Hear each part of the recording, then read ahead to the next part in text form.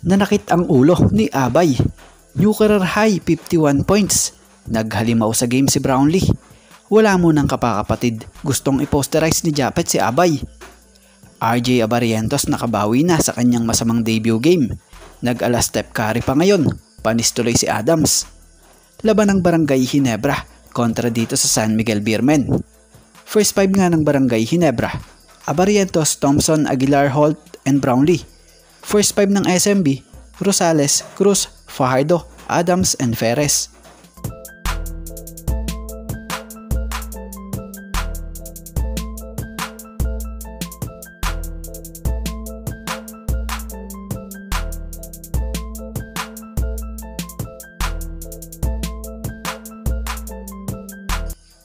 Sa first quarter, umiscore ng all 24 ang Ginebra at SMB.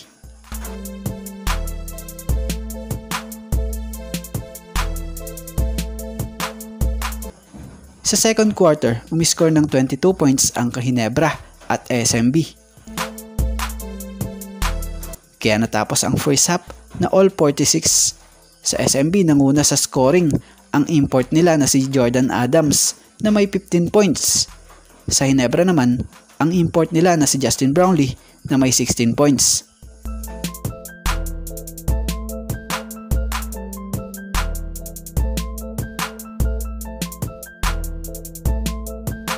Sa third quarter, umiscore ng 28 points ang Barangay Ginebra at ang SMB ay umiscore ng 33 points.